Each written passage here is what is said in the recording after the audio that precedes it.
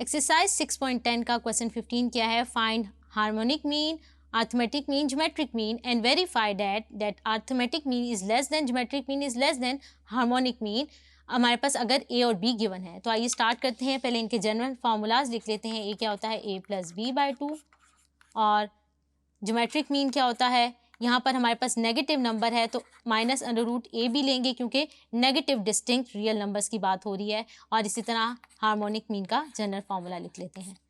हमने ये फार्मूलाज लिख ली हैं, गिवन वैल्यूज़ हैं हमारे पास ए और बी की, वो प्लग कर देते हैं। तो क्या आ जाएगा, ए प्लस बी क्या आएगा, -2 -8 बाई 2। तो यहाँ से रिजल्ट क्या आ जाएगा, -2 -8 -10 डिवाइडेड बाई 2 -5। ए निकल आया है।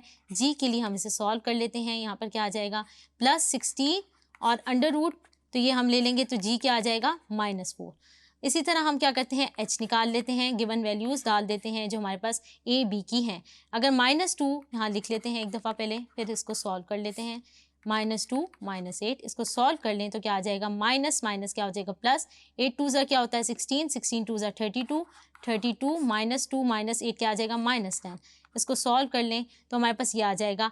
अब हमने तीनों मीन्स निकाल लिए हैं, arithmetic mean, harmonic mean and geometric mean. अब हमने गिवन कंडीशन थी, वेरीफाई करना था कि ये तीनों लेस हैं। तो आप देख सकते हैं, अगर मैं इसको 1 का नाम दे दूं, इसको 2 का नाम दे दूं और इसको मैं अगर 3 का नाम दे दूं, तो आप देख सकते हैं कि हमारे पास फ्रॉम 1 2 एंड 3 जो है वो हमारे पास क्या है, A is less than G is less than H।